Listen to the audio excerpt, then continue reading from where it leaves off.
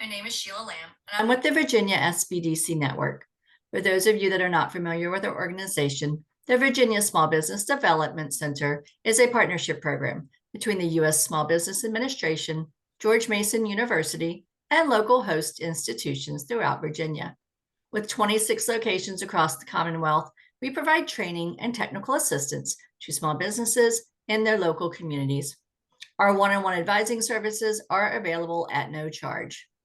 Today's webinar, Grow Your Business with Digital Marketing, is presented by the Virginia SBDC Network. Please mark your calendars for the next webinar in our Digital Bootcamp series, How to Manage Your WordPress Website, on September 16th, and I'll drop that registration link into the chat momentarily. We are recording today's presentation, and it will be posted on our website, virginiasbdc.org. Due to the large number of participants, everyone's microphone is muted and the chat feature is turned off. But if you have questions during the presentation, you can type those into the Q&A box and we will address them at the end of the session. We have also enabled the live transcript function, which you can show or hide via your own meeting controls.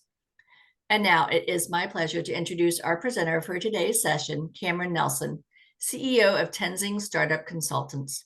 Cameron has over 20 years of experience in technology and is a senior tech consultant in Silicon Valley, helping Fortune 500 companies improve their digital marketing and e-commerce.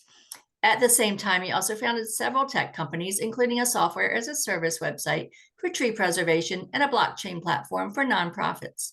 Cameron is accomplished in language, culture, has an MBA and an MA.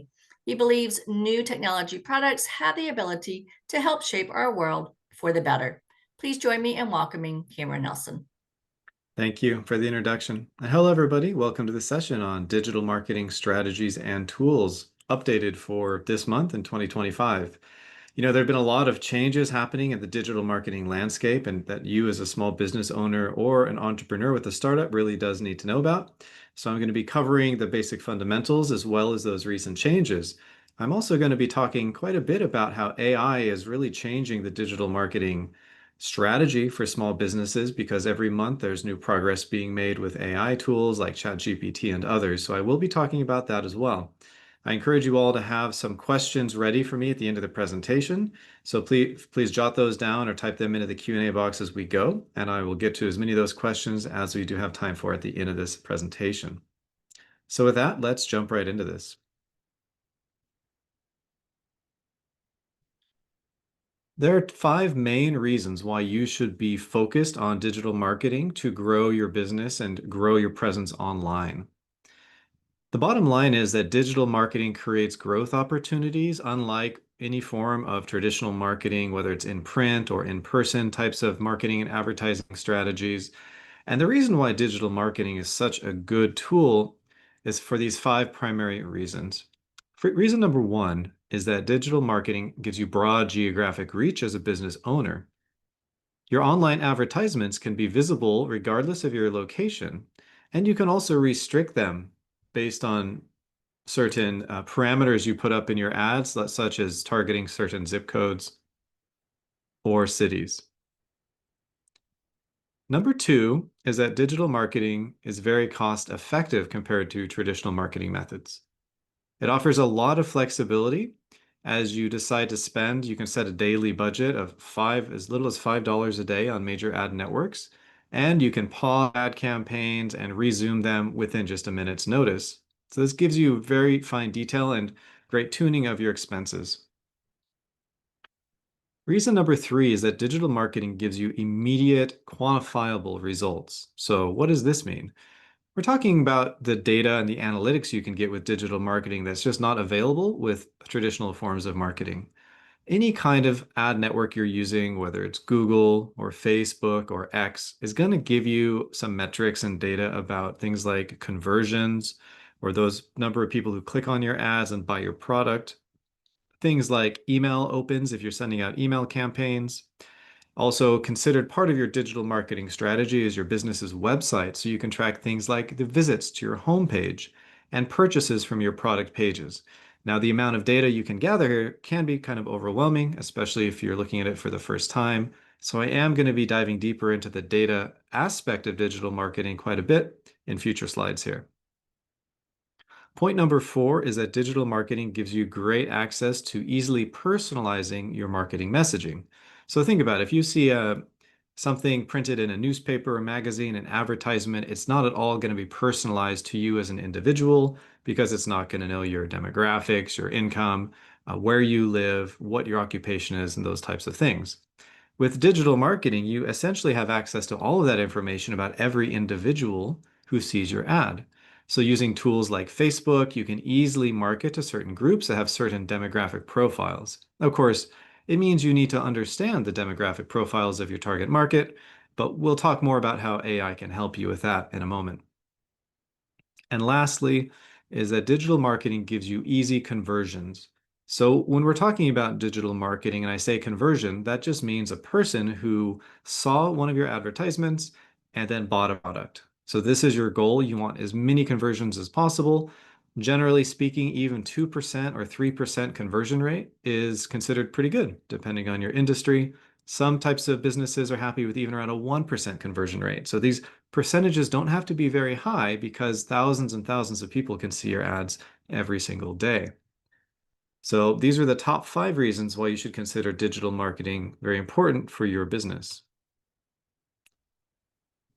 Now I'm going to talk about 4 different tactics of how you can use digital marketing to really pinpoint your target customers, communicate to them in the languages they want to know and languages they best understand, and also increase your conversion rate. Tactic number 1 is using social media and email marketing effectively. By doing this, you can increase the brand awareness of your company and personalize your outbound marketing message to a very fine degree.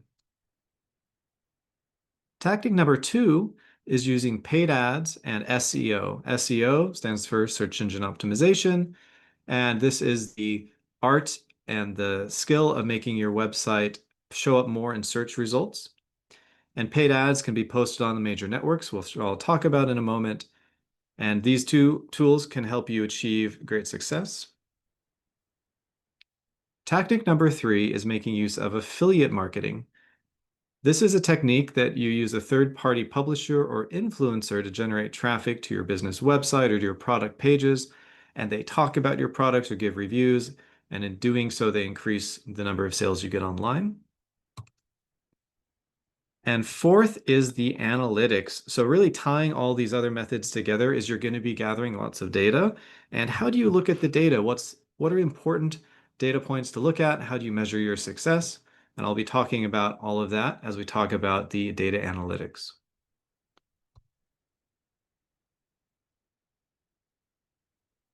So let's start with social media marketing.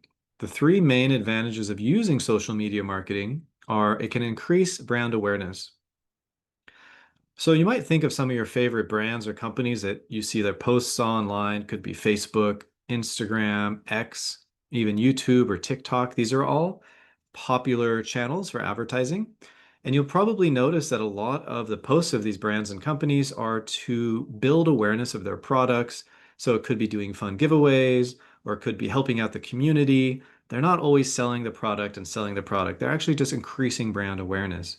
This is a very effective way to use your social media channels to both educate people about your products, but also increase sales over time. The second benefit for being active with social media marketing is that it provides really great engagement metrics. So for example, if you're doing a community-sponsored cleanup event in a neighborhood, you might see that those posts and those pictures had a lot of engagement, a lot of likes and comments, but you might have tried a different type of marketing campaign that didn't work so well, didn't have the reach, didn't have the engagement. So you can see what works and what doesn't within just 24 hours usually, and really get a sense of what's working. So that's very useful. And thirdly is that you can build trust and dialogue. You can respond to people's comments on your posts. You can even provide some customer service with your social media pages. By doing all these things, you increase the value and the useful content you're delivering through your business's social media channels. Typically, if you build these types of communities, these strong communities of people who trust your brand, then the sales will typically follow.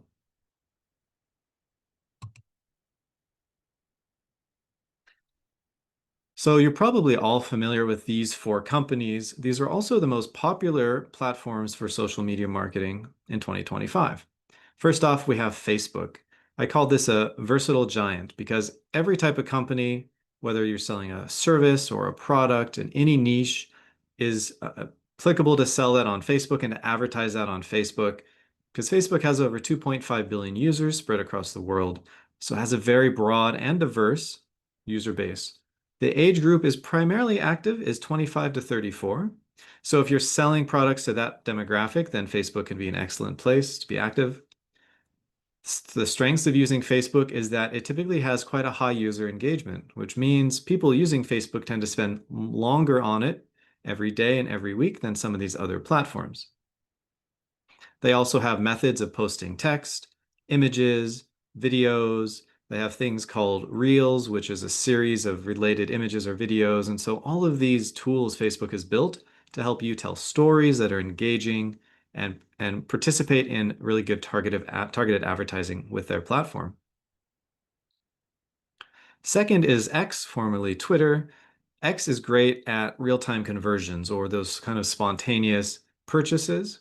The audience here is very wide-ranging, has a focus on real-time news and trends. And the strengths, I think, are that it's great for quick little updates because obviously you're limited to a very short tweet or post. So you can get across little snippets of your brand personality. You can do some limited customer service interactions. And you can, of course, promote your marketing message on this platform in a very short text type of format. Instagram, which is owned by Facebook now, is the real visual powerhouse here. It's great for images.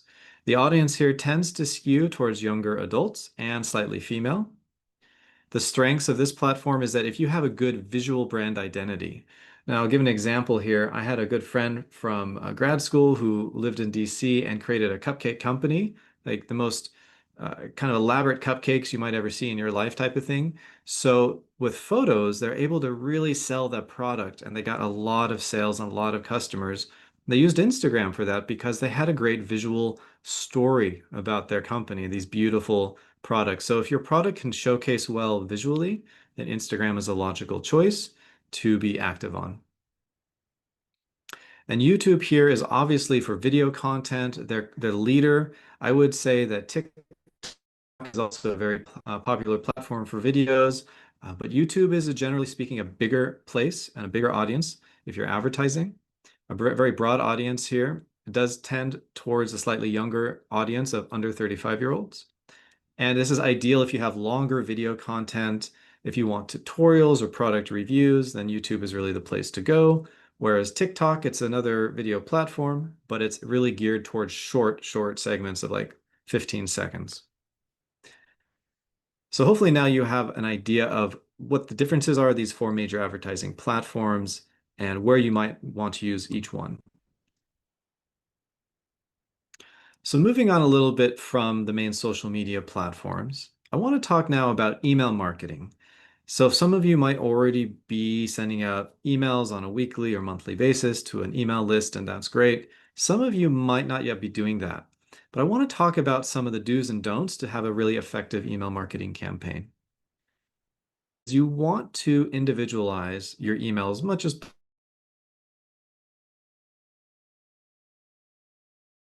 your email address, and you want to customize the email to say something like, "Hi, Bob," or the person's first name, not just a generic hi or hello. So you want to personalize that email, and you can usually automate that with major tools like using MailChimp to send out your emails. Second thing you want to do is state clearly what type of emails your subscribers will get. So if you have a website that has a sign-up form, make sure you say in a sentence or two, you'll get periodic emails about product updates or maybe news and trends or maybe, fun tips and tricks for your family. Whatever your product is, you just want to give a little indication so people have more information when they sign up for your newsletter. That's really what they want. You also need to offer a clear unsubscribe option. And generally, if you're using an email platform like MailChimp, again, for an example, then they're going to build that in automatically. But if you're sending it directly through your own email address, you do want to make sure you have an unsubscribe option. Next is you want to integrate both a mixture of transactional and promotional emails. So again, not all your emails should be trying to sell a product. Generally speaking, about 25% of your emails could be focused on a sales pitch or a discount or a promotion or a new product launch, but the rest of the emails should really be about building that community, sending out useful information that people find very relevant, and not always trying to sell your products. The next one here is a bit of a acronym minefield here: SPF, DKIM, and DMARC. So as spam emails have gotten more and more prevalent, these are three anti-spam measures that Google and the other major email providers around the world have implemented. And if you're sending out an email from your own business domain name, it's quite likely you have not set up these checks yet and these records for your domain. And what this means is that oftentimes your emails can go to somebody's spam folder, which is very bad. You want to follow up, and if you have someone who helped you set up a website and you're unsure if you have these three enabled, you should follow up and ensure that they are, because you don't want your emails going to spam because Google thinks your domain name is suspicious.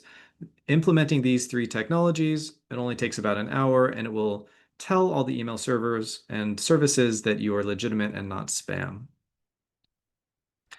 And lastly, as we talk more about spam, because I hear this is an ever more serious problem of businesses, their emails they send to customers are just going to the spam folder. And why is that?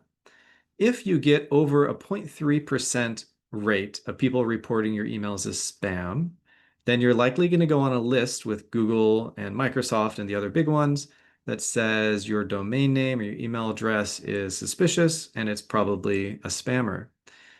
So it's very important you don't send out emails unwanted, because it doesn't take many people reporting spam for you to get in hot water with this. And fixing the problem can take several months, and it's not easy or fun. So make sure that you implement these anti-spam technologies I mentioned above, and that you only send out useful emails to a select group of people, not spamming them with stuff they don't want, so that doesn't happen. So what are some things you should avoid when sending out emails? You should avoid overhyped subject lines that contain a lot of capital letters or a lot of exclamation points or things like that. You want to send your emails from a address, so it's something like contact@yourbusiness.com, your domain, or info@, or maybe it's just your first name to make it really personal. That's great because people can reply to that and you'll get it, and they might have questions or feedback, and that can help you make more sales. You'll see big businesses often have a no reply email address, like noreply@microsoft.com.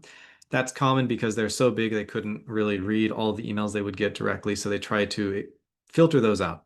But you as a small business want to encourage those emails to come to you. Point number 3 is don't send emails that offer no value. You also don't want to include too many call to actions. And a good email will have one action. So what's the one action you want people to take? If it's an email about a social event you're hosting, or like a neighborhood cleanup event or something, the call to action is probably click on this button to read more about this on our website, or sign up for it.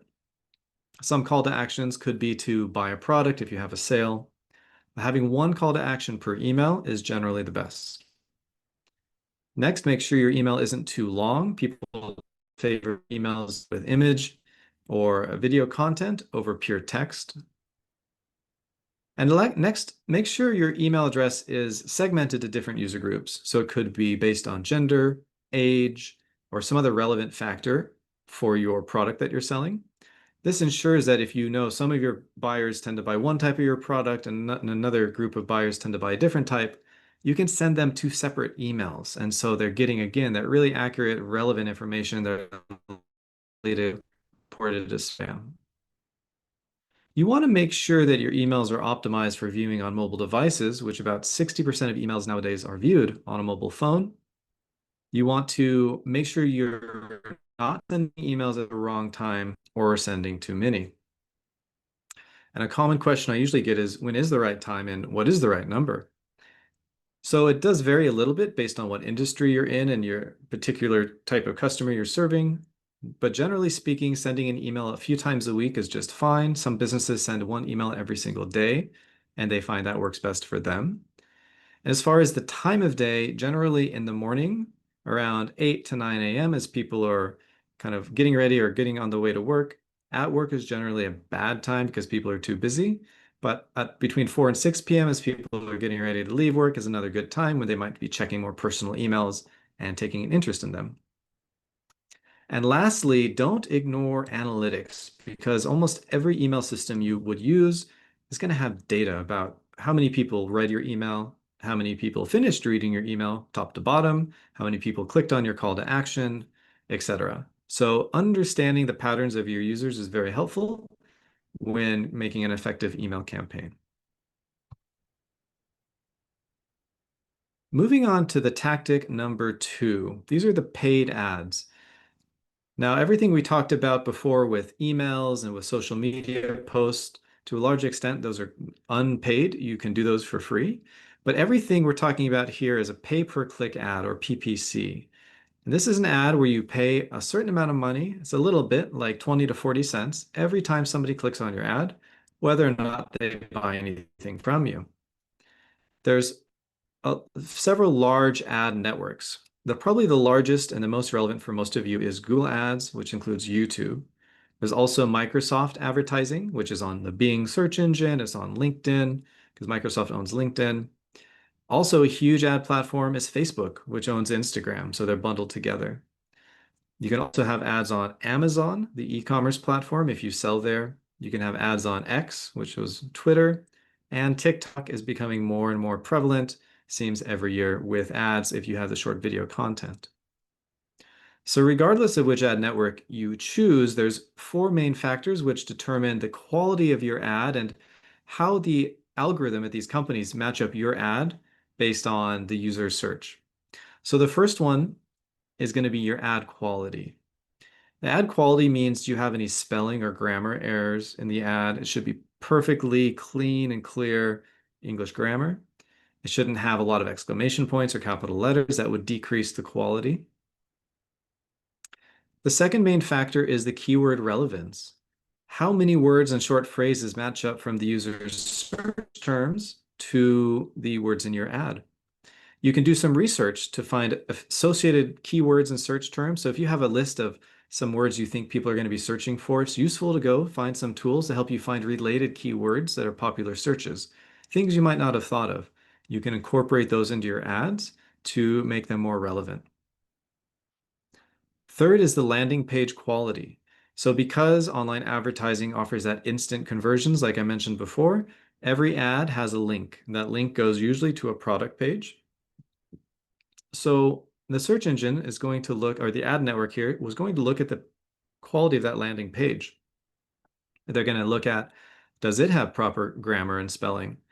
Does it have appropriate text to image ratio? So if it's a page that has all text or no text, that would be suspicious and it would decrease the quality of that landing page. So you want the landing pages to be a good mix of text, images, all properly spelled and formatted to give you a high score there. You also want to make sure the landing page works very well on mobile devices.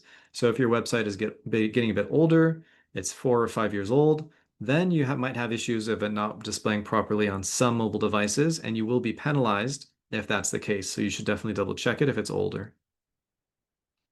And lastly, the fourth factor is the bid amount. So as I said, click ad, you end up paying Google or Microsoft or Facebook a small amount. Now they set that amount at a default rate based on your industry and keywords in your ads. But with most of these networks, you can increase the amount you're willing to spend on your ads to get them to show up more frequently. So if you say I'll pay $1 per click, then Google's going to say, wow, we really want this ad to be clicked on a lot. We'll make more money. So that they do increase the chances of it being shown. So these are the 4 factors that go into whether or not your ad is shown on any of these networks.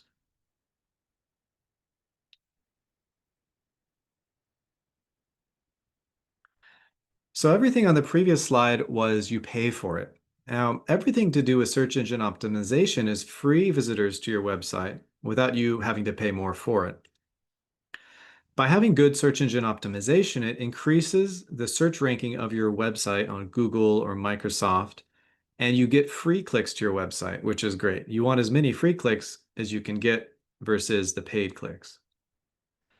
There's again 4 main factors that go into determining your website's search engine optimization score. The first one is the quality of the content. So as we've seen before, Google will scan all the pages of your website. If you have a lot of spelling errors, weird formatting, too much text or not enough text, or just general bad layouts, you'll be penalized for the quality of the content on those web pages. The second factor is the level of user engagement. Google and Microsoft and the other big tech companies can see how long people spend on your website. So if they spend only a few seconds and close it or leave, that tells Google that your website is not what they were looking for. It doesn't have the information or the product that they want to buy. So that gives you a poor level of user engagement score.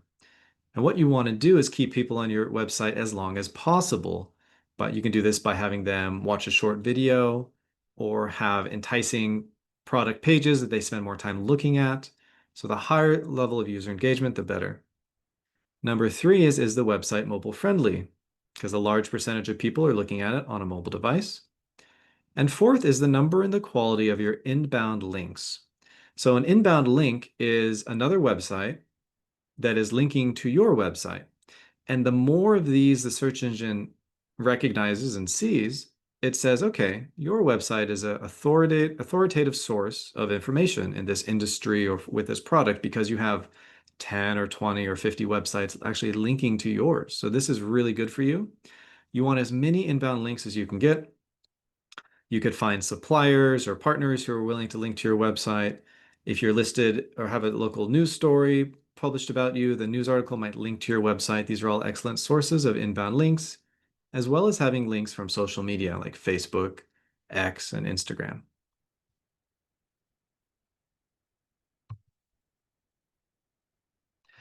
I get asked for more information about SEO a lot. So in 4 quick steps, here's a really brief tutorial and kind of primer for those unfamiliar with SEO of how do you get started with improving your website SEO. And you can do this yourself. You don't need to hire an expert or have a lot of experience to take care of these 4 basic steps. Step number 1 is you want to do some keyword research. Your action here is going to be to identify some relevant keywords that your competitors might be using that you're not using. You can use tools like the Google Keyword Planner or SEMrush to quickly and easily give your website, and it can search for competitors' websites. It can give you some recommendations. Step number 2 is on-page SEO. And so in this step, what you want to do is optimize your page, the web page, with things like title tags and meta descriptions and header tags and primary keywords. So some of these are pieces of text you can see visibly on a web page. Other things like meta descriptions are behind the scenes in the website code.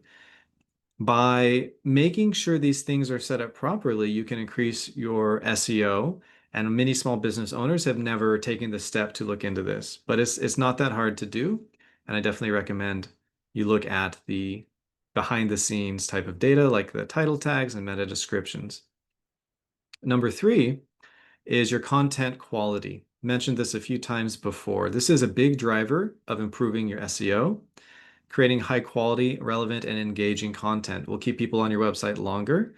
So I see a lot of websites that were built in a hurry or on a low budget, and they might be a few years old, and they look kind of bad, right? They look kind of outdated. They don't look modern. And what ends up happening is your audience will maybe be kind of turned off by looking at an older web page and they'll leave.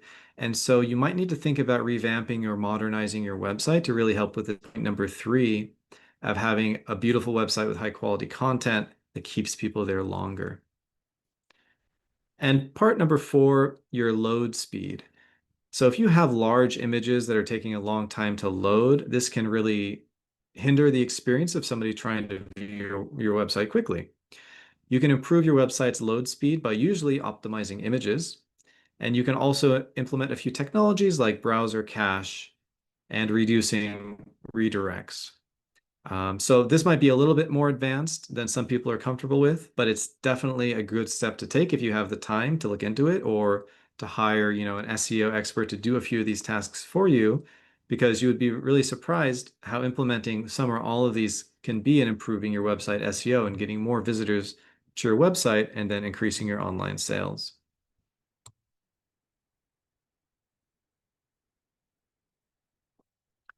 The next tactic I want to talk about is affiliate marketing. And this is the strategy where you will bring on board an affiliate who you compensate, and they do things like provide marketing services for you, talk to their social media network about your products, and essentially help you sell your product or service. Now, they can be influencers or celebrities or a trusted voice in your industry. And who these people are, if you've been in your industry a long time, you probably already have a sense of who the big players are, or even the mid-sized players. But if you don't, you can always just start a search and see who are the top 10 influencers in your industry. So some of the pros to spending money on an affiliate is that you can immediately get access to their very large follower base. So if you're starting out, you might only have a couple hundred followers online on social media, and these affiliates could have hundreds of thousands or even millions. So by getting them to talk about your product once or twice, you have access to their huge market, which is ideally very, very close to your target market as well. This leads to more qualified leads or people who are already in the market to buy your product versus an unqualified lead, which is just kind of a random person who doesn't particularly have an interest in buying your product at that time. Having qualified leads really increases your conversion rate online. And thirdly, it can be a surprisingly low cost method of advertising compared to spending money on paid ads or rebuilding an entire website. Some of the cons, though, affiliate marketing can be subject to fraud. You don't really have a lot of control over what the affiliate is going to say in a review of your product. And your products, if you give them out as samples or for demonstration purposes, you might not get them back, even if you had an agreement to get it back. So things can be vulnerable to theft. So there are some cons there to be aware of. And a good example of this system is the Amazon affiliate program called Amazon Associates. It's huge. Amazon's the world's largest e-commerce platform, and they have a lot of affiliates who are giving reviews of products on their website and then linking to Amazon to buy them. Well, those affiliates get around 3 or 4% of the sale price of the revenue as their commission. And so this is one example of this done at a huge, huge scale. You would be doing this at a much smaller scale, but in a similar type of way of having several affiliates who are reviewing or talking about your products online to help drive sales to your product.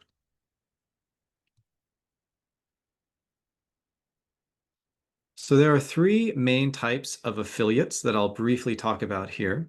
The first level is called an unattached affiliate, and these type have no connection or real authority in the niche of the product you're selling. So they're more of a generalist.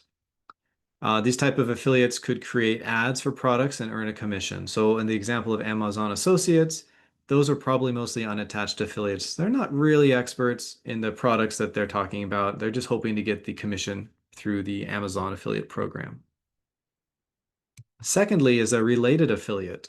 And these type promote your products, but have a connection with your product that's a bit more direct. However, they're not necessarily going to use it in a video and like on a live stream or recording and talk about it in use. But an example of a related affiliate could be a fitness blogger promoting a brand of sports equipment, and they're using their authority while not necessarily demonstrating the process or the products. And the last level is an involved affiliate. And these types of affiliate are using the product or have used it. They create content based on their review, carry a lot of weight. You can imagine if a beauty influencer demonstrating some sort of makeup and cosmetics, if they like and buy it, right? Whereas if the review is negative or neutral, that could really damage your reputation online. So again, you don't have direct control over what they're going to say, but you will write a contract with them and define everybody's kind of role and responsibility as closely as possible.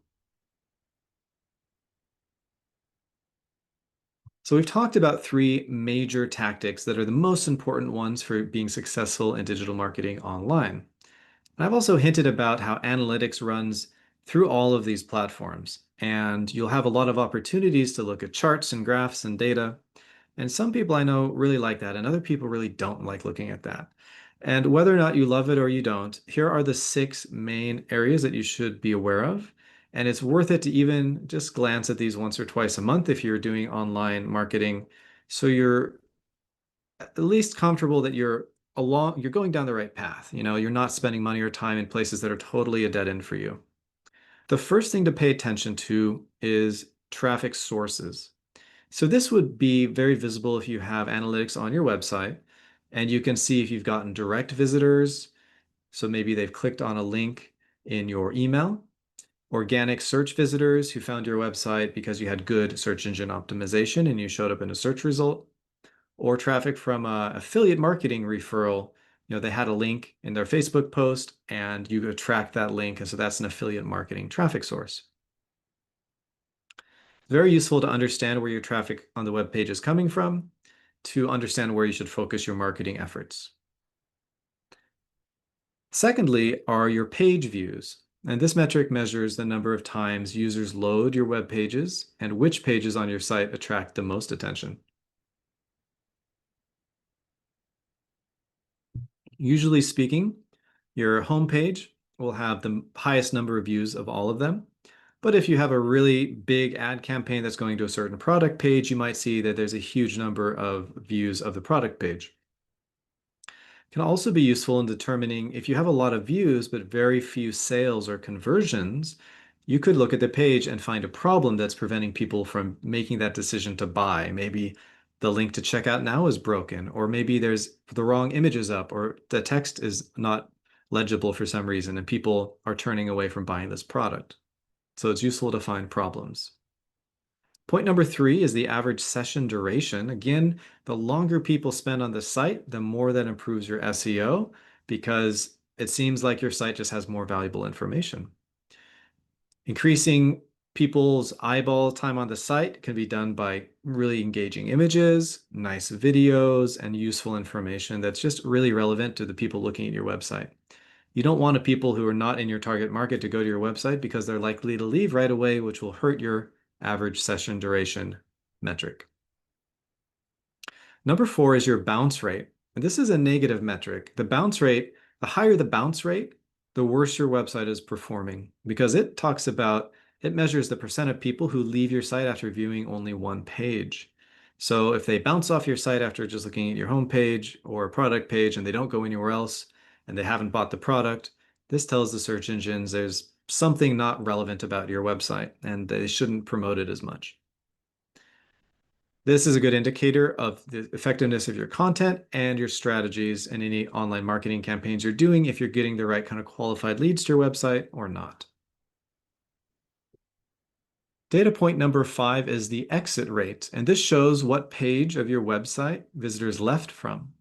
Ideally, this is the checkout confirmation page of your shopping cart. If you're selling products, they buy it, they get the success page, the order's complete, and this is when you want people to leave your website, not before, because they've then turned into a conversion. So if people aren't leaving from that page, they're leaving from other pages, you can see where they're leaving from, and it can help you identify problems with your website that you can fix. And I've already covered the conversion rate, but it's the percent of website visitors who act on your conversion goal, which usually means buying a product, but it doesn't have to be.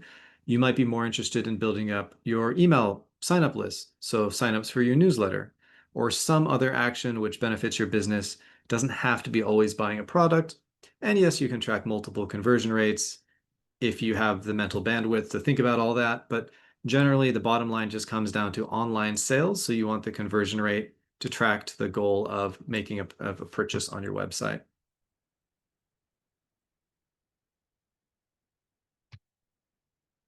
So depending on your ad network, you will have different versions of a screen very similar to this. This is a dashboard that talks about your data and your analytics. And I just want to walk through some of the main points here, so it's not going to be too overwhelming or confusing if you're just seeing it for the first time. First one here is you'll always see a line graph that has a timeline at the bottom. In this case, it's the whole month of January. You can usually set the timeline to whatever you want. So if you're looking at 365 days of data, 3 months, 1 month, 7 days, even 24 hours sometimes, you can see the data displayed and you can just see trends here. So it's very useful in noticing trends or outliers that you didn't expect. Next here in the bottom left corner is an average engagement time, which is useful in measuring how long people stay engaged on your website. Also on the bottom right corner, we have conversions, which in this case are 931. So we don't know in this example screenshot what the conversion goal was. Let's just assume it was purchases. So in this month, in this period, this website had 931 purchases. It also could have been, you could have said your conversion goal was newsletter signups or something else, but usually it'll be the purchases. So this will change based on the timeline you select for the bar graph. If you select, 7 days, the conversion rate will update automatically just to show them in that time frame. The pie chart here, we see we had 249 sessions. So this is people coming to the website. And you can see here they've broken down the source of these visitors from email and referral and paid search. And they even have an other category, and you'll see this too. And all that means is sometimes people are going through a VPN, a virtual private network, or they've otherwise made their browser or their internet not be able to track them. And so your website doesn't know how they got there, essentially, and they'll classify that as other. You'll always have some percentage of other, so it's nothing to worry about. You'll also see 32 from direct sources, 28 from social media links, display ads, organic search. So you'll have something very similar to this, and it gives you a good indication of where your referral traffic is coming from. Now, as we get deeper into 2025, AI tools have been ever increasing in prevalence and importance for being an effective online marketing for your company. I want to talk quickly about 4 tools which I think are very relevant to the conversation if you're a small business owner and you're doing AI marketing. The first one here is OpenAI and ChatGPT.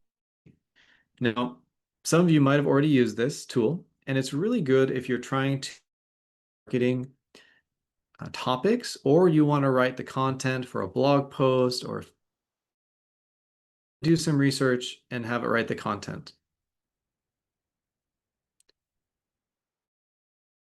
T is one of the best platforms out there for understanding your questions in plain English and giving you very well written marketing content. It's very fast and it's very versatile. You can have it create images that you can use for your online marketing as well as the text. I think the biggest downside to ChatGPT is that you should check its facts from time to time. It can get things wrong, main facts, which could look embarrassing if you post it and it ends up just being incorrect fact. And also, you should provide as much business context as you can. So you could paste in your business plan and say, here's my business plan to understand about my business and write me 10 blog posts that I can use next month on topics in my industry. So if you don't give it that business plan, it's going to have very limited context and understanding of your business, so it won't be super relevant. So make sure you give it enough information that it has a good understanding of who you're trying to sell to and what your product is. Next is the platform of Jasper AI.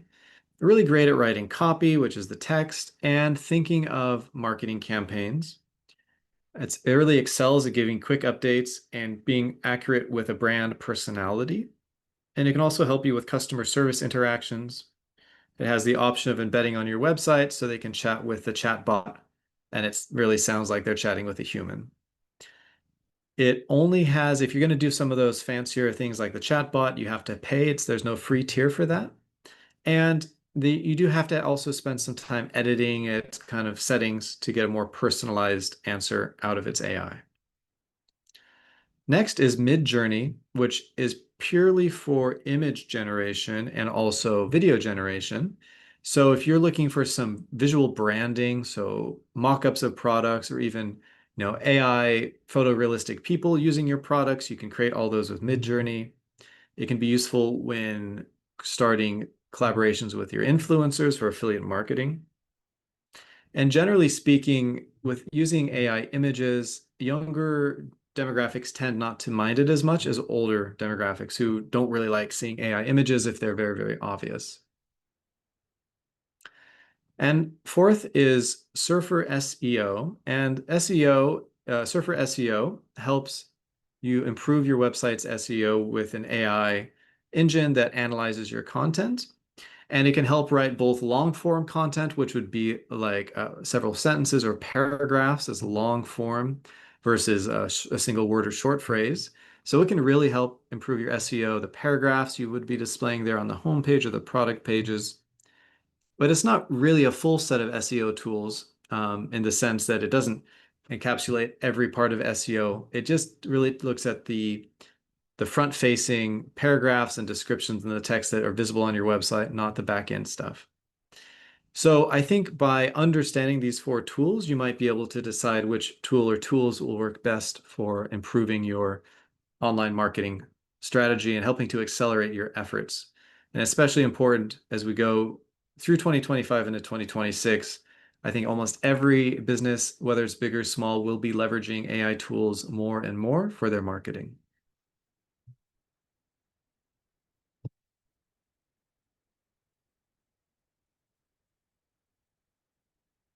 So I've talked a lot about tools and strategies, and for most of you, you're probably in the B2C category. You're a business selling to consumers, but I know some of you might be in a B2B category.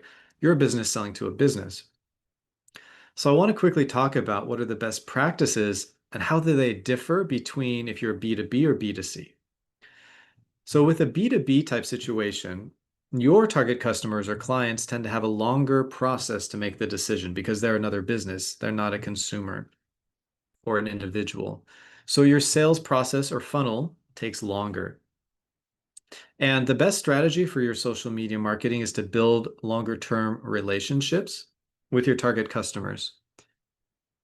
And B2C situation is slightly different there, where their customers tend to have more impulse buys and respond to short-term offers and messages. For example, sale ends tomorrow, 50% off. That kind of a thing, an advertising strategy works for B2C much better than it does for B2B. Second point is that B2B sales transactions are based on logic and evidence. So if you have things like white papers or documents showing test results, things like that can be more useful in selling to B2B. In B2C, the content that works is more likely to be emotionally based, and you should focus it on making the customer feel good about the purchase. The purchase is really solving a pain point for a B2C customer, and often these purchases are made based on emotions, whereas B2B transactions are not focused that heavily on emotions. And lastly, as I mentioned, B2B takes more than one person's input usually. So the marketing materials are best things like PDFs or research papers that can be downloaded and shared, even infographics.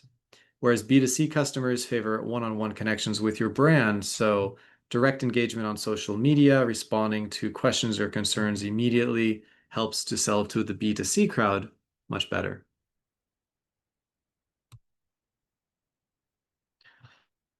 So I know I've presented a lot of information, and some of it might have been new to some of you, and other people might have already been familiar with some of it. But I want to leave you with a few key takeaways here.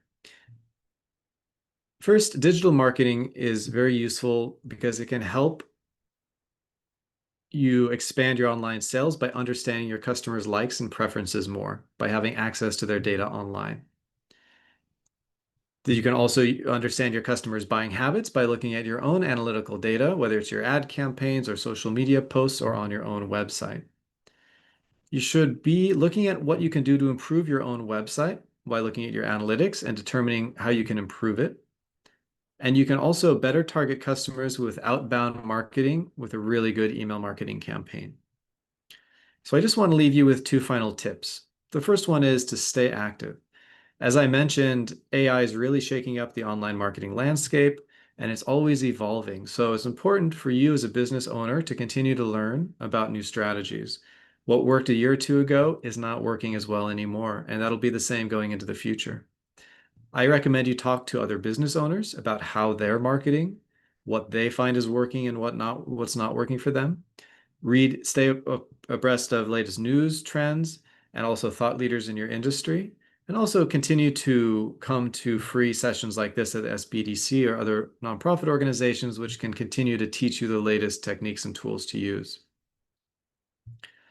And also, tip number 2, where should you start? I often get the question after these sessions of, there's a lot to do, but where do I start? And every business is different and every product is different. So I recommend you start with your gut instinct. Where do you feel like you're going to best connect with your target market? And go from there. And many forms of digital marketing are going to be free. They only take your time and energy. So you might be surprised also on how effective your initial efforts are when you're getting into digital marketing. Always continue to learn from your data and adapt your strategy over time based on what the data tells you. And always be creative and be thinking of new ways to connect with your target market online and to reach them and to better communicate your value proposition to them with your marketing message.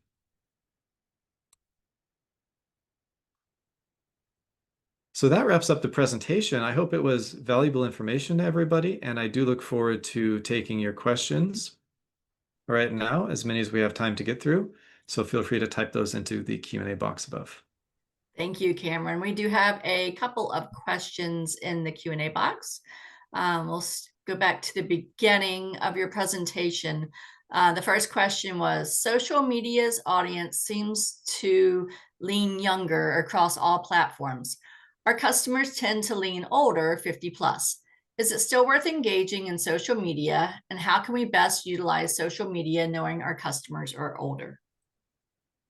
Yes, I think it's definitely worthwhile using social media. The platform that has been shifting more towards the 50 plus age group is Facebook, whereas other platforms are shifting even younger. So Facebook would be the ideal platform for that age group that you mentioned.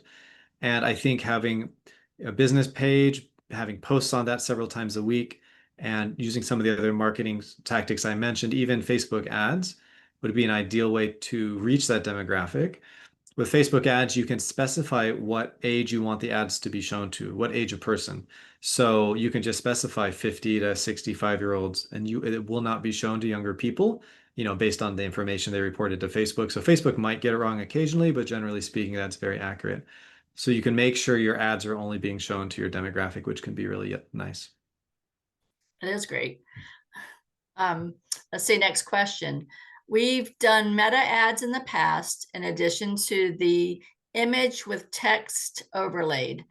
The ads also had captions. Are the keywords, this was back when you were talking about keywords, I think for the SEO, are the keywords that you're referring to what is included in the ad itself or in the caption of the ad? It's both. Yes, that's a great question. So both caption, the ad, and often you can add hashtags, and all of these represent the keywords. So I didn't talk about hashtags directly, but that's just a real call out to here's some keywords we think are relevant. We're not having the text in our ad directly, but we're going to put a hashtag down there at the bottom. So if there's a trend and you feel like you want your product to be associated with that trend online, then that trend might have a hashtag, and you can put that both on your free posts and usually in ads on social platforms. So all of the words you use are relevant for SEO purposes. Next question. Sites like MailChimp require audience and recipients to sign up and discourages entering email addresses manually. But I have existing clients I'd like to transfer to a site like MailChimp so I can get the analytics and customize email marketing, etc. Is there any trick to it? Yes, it's definitely possible. From what I understand, you have an email list, like an Excel spreadsheet with previous clients, and you want to create a MailChimp mailing list from this. It's easy to do. When you go into MailChimp, you can upload your Excel file right to it. And it's just going to ask you to check a box that says you confirm that everybody on this list you uploaded is opting in to receive your emails. So you can do it in bulk, and it just takes one click of a button. So MailChimp is essentially saying, asking you to confirm that everybody should be in this list and they've agreed to do that. So it'll just take 5 minutes and you can have that entire list uploaded to MailChimp and you can start emailing them pretty quickly. Next question. Can you give an example of a business to business relationship building social media strategy? Yes, well, I mentioned, I think, three of the main differences between B2B and B2C. And some of the tactics in B2B were the longer sales process and building assets that you can show and they can be passed on, like a PDF report, case studies, infographics. So those are some of the key cornerstones of a B2B online marketing strategy. In addition, you can use the platform LinkedIn. It is very helpful. Using LinkedIn, you can find people at your target businesses in the positions that you know are the ones likely to buy your product. So it might be, a vice president, a director, a manager, whatever that position title is. If you pay LinkedIn's premium fee, which I forget is like $20 or $30 a month, you can send direct messages to your target buyers on LinkedIn. So this is a very effective tool to reach out to those prospects, and it's a very cost-effective way to just get in front of their eyes. So I would encourage you to look into the LinkedIn direct mail system there. Next question. My web design guy wants to charge me for SEO. Is this a good idea or can I do it myself? So I think the SEO tools have come a long way in a couple of years, and the AI tools, and they provide, from what I've experienced, equal or better results than a traditional expert, an SEO expert. So the caveat here is that the SEO tools rely on you to implement the changes. So you'll need to know how to edit the text on your website. You'll need to know how to edit some of the background or back information like the metadata, which isn't hard, but it can be kind of daunting if it's your first time trying to do that. So if you're comfortable enough with editing text on your website, then I would say at least start with an AI helper for SEO and go ahead and make some of those changes and see how they work for a couple of months before you pay probably hundreds or thousands of dollars to an SEO expert to do the same work. The advantage is that person, the expert, will probably make those changes on the website themselves. But I think most business owners should be comfortable making edits to the website. So it's a good thing to learn if you're not already familiar with how to do that. Next question. When we have a landing page, what is the best practice getting the most views? I'm going to read this whole question and let me know if you want me to go back and break it down. Okay, so when we have a landing page, what is the best practice getting the most views? Sharing this on social media and adding a link in the bio, or work on SEO and hope that keywords attract the right audience? So you're creating a landing page. It's presumably for a product. So it's like a product they can buy, and it's a landing page for that. You're going to have some text on that page, like a product description. And so it would be useful to have thought through the SEO of the description and make sure that's as relevant as you can make it to the keywords you want somebody to search for and find that product page. But having the product page show up purely because the SEO is good is a long road, right? SEO takes months and months, up to 6 months, to actually build up and increase the quality of the page. So you're not going to see immediate results from that generally. The best thing to do if you just launched a new product page and you want it to get a lot of views is to create an ad for the product. And that can be an ad on Google, an ad on Facebook, an ad on Microsoft's platform, and some of those ad platforms. And it'll just say, here's the product. You just have a little bit of text and here's a link to buy it. And you can show that ad just to certain demographics. So that's the fastest way, because you can see dozens or hundreds of people going to that page within an hour of launching that type of ad. So SEO is much longer term, up to 6 months. A paid ad, the pay-per-click ad, is really immediate. Within at least 24 hours, you would see traffic going there. Next question. Can you talk a little more about LinkedIn for networking as a thought leader? So yeah, if you're a thought leader, and so one example that comes to mind is maybe you run your own consulting firm. So you as a thought leader have interesting thoughts and you post those on LinkedIn. You can have an image or not. You could just have text. But as people comment on those posts you make, they might learn about your consulting business and then become your clients. You might sell your products or services to them because of your thought leadership. So that's, I mean, if you're in the kind of a consulting services field, that will definitely work. And LinkedIn is the primary social media platform for doing that on. Um, Also, Facebook is very useful. If you want to create a Facebook page and have even the same posts on Facebook, you could find a different audience there. So Facebook and and LinkedIn both work well if you're the thought leader trying to build a following. And you know, just the important thing is to know really what's on your followers' minds and make posts that are really, really relevant. So if they only have 30 seconds, are they going to find something interesting in your post and click thumbs up or follow you? Because you just have that short window of time. So make sure you really know your target market and you can have really well thought out and short posts to really tell them something valuable in 30 seconds or so. A follow-up to that question too is when looking at data analytics, does it read the same as website analytics?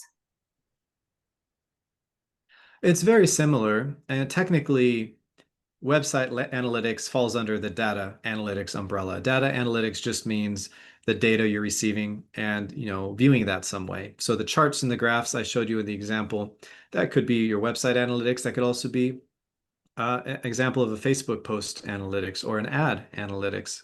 They'll have trends over time, where those people are coming from, the conversion rate and things like that. So they really are quite closely related, those two terms. Okay, so this next one, let me know if you need more information. I'll read what is here. First, our attendee says, this was great, and I agree. I have a staffing startup placing top 1% talent globally through advanced test. We have a higher overhead, but our consultants stay much longer. What do you recommend us starting with? Any freemium software? Well, you could really consider all forms of the free social media posts on Facebook, Instagram, X, LinkedIn as software, right? They are platforms. They're like a software platform and they're free. So I really do think getting active on the major social media platforms is free and it's kind of the low-hanging fruit. If you have the staffing service and you want to grow it over 5 or 10 years, the earlier you start building a following by having interesting and relevant posts, the better it's going to be over the lifetime of this business. It's going to increase your customer acquisition, increase that engagement, and build up the trust and build up the brand reputation. So there's not really other software than the social media pages and being active on those that I'd recommend, other than maybe like MailChimp. You could consider as a good part of that strategy by using MailChimp and having your email marketing list going out. But yeah, it's mainly the ones I talked about, the social media platforms, and maybe MailChimp if you want to do the emails. Next question. Would boosting a post re-engage my already established following, whether that is on Facebook or Instagram? So I think you're asking in the scenario where you make a free post on Facebook and then you later decide, like a couple days later, to boost it, will that re-engage people who saw the post originally? That's what it Maybe you can sounds just let like me to know me. if I have the scenario correct. If I do, I'm not 100% sure. They do change their policy and they don't always publicize who exactly is going to see a boosted post. It's kind of like their algorithm, and they update this frequently. So they do decide who they're going to show boosted posts to. So I'm not 100% sure if they would show it to people who saw it previously when it was just a free post or not. I'm not sure that's even public information that's available. It would be good to know though, right?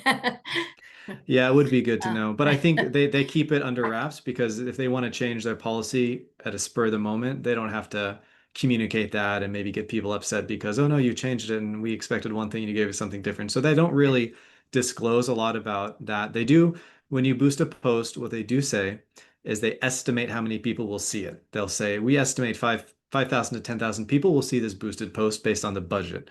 That's all they're going to guarantee. They don't guarantee who necessarily will see it. Next question. How often should the ad you post on social media be adjusted or changed to make it look fresh? That's a good question. Some ads can stay up unchanged for a month. But typically speaking, because the lifespan of what you're trying to advertise, it might be a shorter term promotion, or it might be an event coming up. Or even if it's a product that basically stays unchanged for 6 or 12 months, like the product doesn't change, probably I would say twice a month would be a good cadence to maybe update your ad. And the ad networks, let's take Facebook, for example. A very interesting and useful tactic is to create two ads for the same product. And let's say they have different headlines or a different image. You have two essentially identical ads, but there's one difference. And what you're going to do over the period of a week or two is see which of those two ads gets the most clicks and ends up with the most conversions. And that's called A/B testing, where you're testing one variable between two different almost identical ads, but one thing's different. So rather than thinking about updating or refreshing an ad, I would thinking about having a dynamic campaign where you have multiple ads, but you're testing a variable between each one. So for 1 week, you might have both ads. And if one ad does much outperforms the other one, you might say, okay, I'm going to keep that, but this underperforming one, I'm going to change that one. Let's see if we can keep making ads that get better and better and better. So that's a bit more of an advanced technique. Again, it's called A/B testing. And I think that's what you'd want to research and kind of dive more into if you're going to update your Facebook ads to make them better performing. Next question. For Meta, what is a good paid ad budget? And this attendee went on to say, or how can you determine that based on the ad and the audience? So Meta is the same as Facebook, and a good ad budget, the starting point is $5 a day, essentially. I don't think they let you go any lower than that. $5 a day can be fine. It all depends on really what you're trying to achieve. So if you have, 1 million products in inventory and you want to sell them all very quickly, you're going to have a very high daily budget, right? Because you just got to move inventory very, very quickly. Whereas if you're more experimenting and this is a more of a multi-month long-term approach, you might just want to do $5 a day because you're not really sure what the results are going to be yet, and you're going to experiment and take it slower. So it completely depends on your scenario and what your goals are. So as far as a minimum budget, I mean, I would just say $5 a day is the minimum, and you can start there. But I do know businesses who spend multiple hundreds of dollars every single day, and that works best for them. So it's something that would require diving deeper into and really just having a bigger discussion about your goals and your product. Is there a rough percentage of the business budget which should be invested towards digital marketing? It's a great question. Again, it depends on your industry. Some businesses spend nothing on marketing, of course, and it actually works for them. But the majority of small businesses in Virginia, they do have a marketing budget. I would say it's probably around 5% of total gross sales. So if you're making $100,000 a year, probably spending about $5,000 a year on online marketing as a general starting point. And some businesses spend much more. I've known businesses who spend 20, 25% of revenue on marketing, and that works for them. So it's something just to be really thoughtful when you approach. You don't want to throw money into Facebook. They'll gobble up your money and give you no results if you don't have a good strategy. So don't say I'm going to spend $20,000 on Facebook ads right away. Kind of go in slower, test the waters a bit, see what's working, have multiple campaigns, do a little bit of A/B testing, work with an advisor at the SBDC or with another marketing expert to really be with you along the journey, help explain things to you and help you get the most out of your marketing budget. And maybe along with that, I'll just mention if you want to follow up with me or indeed get in touch with any expert at the SBDC, you can email us at the email address here on the screen, which is help@virginiasbdc.org. If you'd like to follow up with me, you can just let us know that you came here and you'd like to have a follow-up call. I'd be happy to discuss your questions in more detail. And also, if there's other experts at the SBDC, you can get connected with them through the email address. Absolutely. And I just dropped that into the chat as well. Right. Okay, so do we have any other questions out there? We've got, over 15, 20 minutes to pick Cameron's brain. So if any other questions come to mind, go ahead and drop them into the Q&A, please. And while we wait for that, Cameron, if you have some last words of wisdom, I'll let you share, please. Well, I think some great questions, and especially around, what's that typical budget like? Because it can vary so much. I think if you're a startup in kind of a high growth mode, you might have a huge marketing budget. Whereas if you're an established business just trying to increase online sales by 10% a year, your budget can be much, much smaller because you have other forms of marketing going on too. So that's a great thing to be aware of and to think about. But also just kind of I also know businesses that have spent tens of thousands of dollars and seen very disappointing results. And so just going in with a good strategy that's thought out is absolutely critical, as opposed to thinking you can spend $10,000 and just hit it out of the park the first time. Generally speaking, you won't, because there's a lot of competitors selling online. And if some of them know more about digital marketing than you do, their ads are just going to be a little bit better for some reasons. And you might not end up seeing the sales you want. So it's good to gain experience and learn slowly. So that's a big piece of advice as you consider a budget for your business. And we have a couple more questions. Let's see. Why MailChimp if you have HubSpot? Don't they have the same features today? And is there a reason to have both? Yeah, so MailChimp versus HubSpot, I think, is their question. And yes, HubSpot, yeah, HubSpot is very similar. They do mass emails and help you track analytics of email open rate and things like that. So they're competitors. I think they're both excellent. I use MailChimp more often, just kind of what I ended up using more. I think they both work very well. So if you like HubSpot or have got a recommendation to use it, I don't think you can go wrong with it. MailChimp, I feel might be a bit more streamlined and user friendly for first-time business owners starting email campaigns. I think they have a few less options with MailChimp, so maybe it's a bit easier to learn, but I think they're both excellent and they're both highly reviewed platforms. So not necessary to have both, just one or the other. Be fine. That was the final part of the question. One or the other, Yeah. yes. Are there any AI tools that can help with figuring out budget strategy? Well, ChatGPT is a great brainstorming partner for solving business problems. So if you want to tell it some about your business, what your product is, your marketing goals, your revenue goals, your what budget you think you have, think you want to spend on marketing, you can talk to ChatGPT about it. And I do that for clients, and we find the answers are pretty spot on, pretty darn good. You can also talk to a marketing expert, a person, a human being, but that'll cost you a lot more money. So I might start with ChatGPT.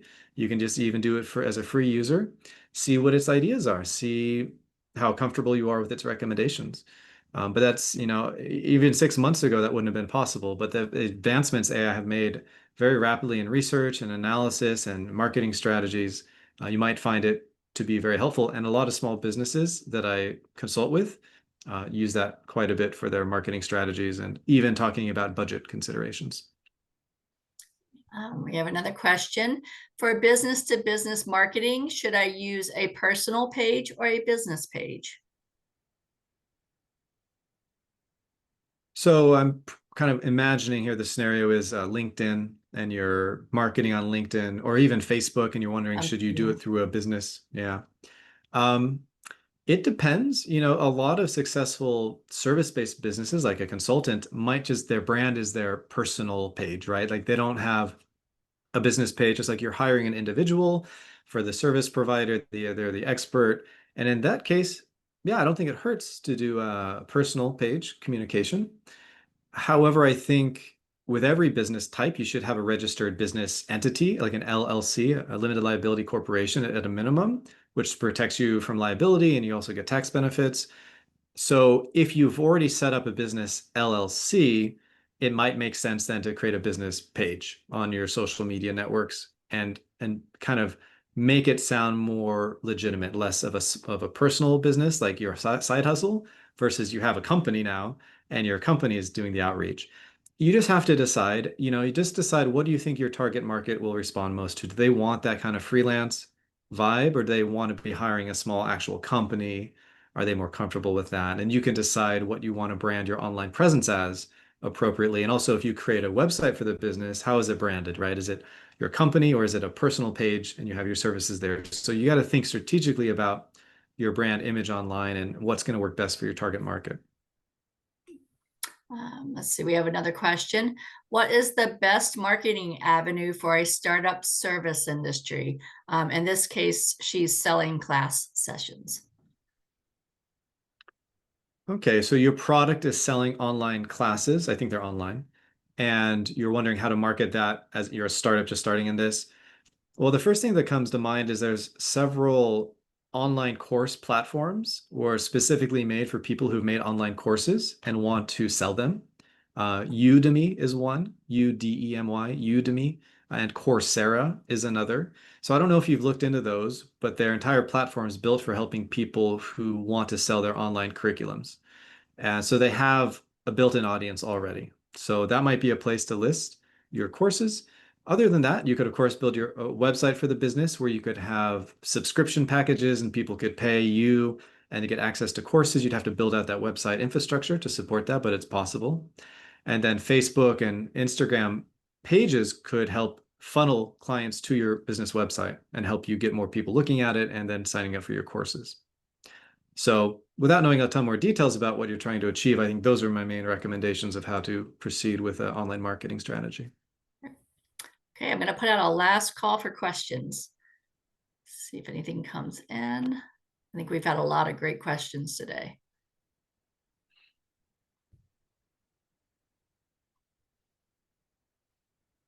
I don't see anything else dropping in. And as Cameron said, and I dropped it into the chat, you can always email us at help@virginiasbdc.org. And we have another question. Let's see, what about marketing for public speaking? Marketing for public speaking. Maybe you could just let us know what kind of public speaking are you referring to? Yeah, if you, I'll ask that to Nate Briere. If you could elaborate, please. Yeah, I'm just wondering, is this public speaking at conferences or government events or I'm not sure. Town Yeah. fairs, I can think Right, of a lot of yeah. different approaches based on what type of speaking and what's the venue and who are the customers. Yeah. Okay, so let's see. As a thought leader specializing in burnout recovery, so for events and conferences. So in that case, if you're starting off in this business, and I do work with a lot of people in similar service-based businesses, you're going to want to have a very nice professional looking website. So you're going to want to get your domain name. Don't know if you already have that. So think of what your business name will be online. What's your LLC name or your branding? It could be a personal name or it could be something different. Get your website built. It should look very polished and professional. Be active on some social media pages. Link to those on your website. It'd be nice to have a professional video made, maybe a reel of some of your, public speaking engagements, photos, so a lot of visuals. I think all of that will play a big part in this. And then some of it is just going to be meeting people face to face, which is a great way of advertising your business, and then like giving them a card. They'll go to your website to follow up and then book you. They meet you in person and then they look at your website and then they book you. So that's a typical process flow, I think, for your type of business. Great. There aren't any. Oh, wait, we might have another question. So in this case, the attendee is opening a foot massage business. What is the best way to foster online relationships on social media and turn that into customers coming into the shop? Well, I think there's a lot of ways. It depends on what you're selling. If your shop is selling, like stuff for kids or a certain demographic, you could have posts about how kids like, the products in your shop, or have some fun giveaway to a kid every week. They get a free thing. I don't know, just like you have a fun little thing if it's for kids, right?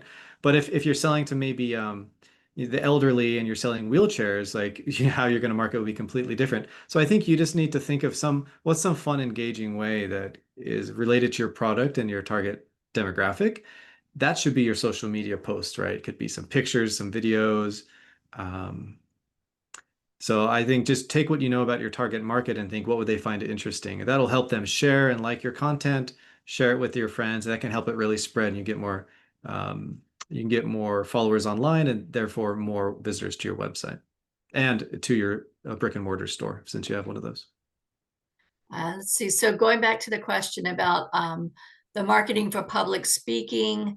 This attendee is wondering if it's considered to be business to business or business to consumer.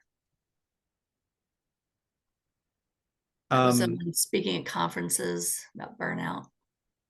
Well, it would depend on who is paying you. So if the conference organizer is paying you, then it's a business to business situation. If it's somebody else at these events who's hiring you to speak, then it might be B2C, but it sounds most likely it would be B2B. But it depends on who's paying you for the engagement. Let's see. So here's someone just asking, you mentioned giving a card with your info, giving out a card with your info. What do you think about the DOT card for network and marketing? Since we have some time. Think about the what network? The your voice cut out. DOT, capital DOT card for networking and marketing. I guess I'm not sure what DOT network refers to. Okay, we'll see if they elaborate. Denise, if you could elaborate on that, please. Let's see. All right, can incentivizing people to give you reviews or engagement be a good or bad thing? For instance, giving a customer 10% off for a 5-star review. Well, 5-star reviews are good, of course, so that's a good thing. Giving them a discount is bad for your revenue, so that's a bad thing. But I guess the bigger question is, ethically, let's just say everybody knows you pay money for 5-star reviews. Ethically speaking, if that got out, would that hurt your business? I think that's what it comes down to. So some businesses might not care. I mean, I don't know. I could imagine, like, say you're a used car dealership and you offer a discount for a good review. Maybe in some situations that would be fine. Nobody would care. Other situations, people might care. So I would just think carefully about that. It never hurts to follow up with customers and say, we would love a review. We love a 5-star review. If there's anything we can improve on, please let us know, and leave it at that. And don't offer any financial incentive. That means it's unbiased reviews, and nobody can get mad at you for having 5-star unbiased reviews. So that's probably your best policy, unless you feel like nobody in your industry would bat an eye at it. Let's see. Do you have any suggestions for an interior decorating business? They're a startup and they want to appeal to their customers. Any ideas how you would start that? Yeah, have a great website, get a good domain name, and build that website out with visuals, because interior decorating design, right? It's all about visuals. So you need great images of places you've decorated, videos of interiors or exteriors. You need a lot of really good high quality content and a really nice looking professional website. I think that's step number one. Yeah, similar to the public speaking, you need the visual aspect, and a nice simple website to show that off. Okay, so the elaboration on the DOT card, it's a plastic card into which you encode all of your data. You hold it up to a cell phone, it will directly transfer your data into the person's contacts. I'm wondering if that's like a QR code. I might have seen something like that in years past, but it's not a technology I'm familiar with. So I'm not sure how to answer that. Yeah, so sorry, Denise. Don't think we can give you some more information on that. Okay, so we have about 5 minutes. So now this is our last call for questions. For real this time. Nothing else is popping in. I'll just give it one more moment. Okay, I don't see anything. I'm going to go ahead and close us out. Cameron, thank you so much, as always, for all this wonderful information and just your nice, concise, clear slides to help us follow along. I want to thank everyone else who attended today as well. And I'll remind you that you will receive an email with a link to the recording and to these slides. If you would like to sign up for upcoming webinars or access recorded webinars, please visit virginiasbdc.org/training. This webinar and other SBDC resources are designed to be used in collaboration with your local SBDC advisors. You can sign up for a free and confidential session by emailing help@virginiasbdc.org or via our website. And we do hope to see you at our next session. Take care, everyone. Thanks again, Cameron. Thanks, everybody. Bye-bye. Bye.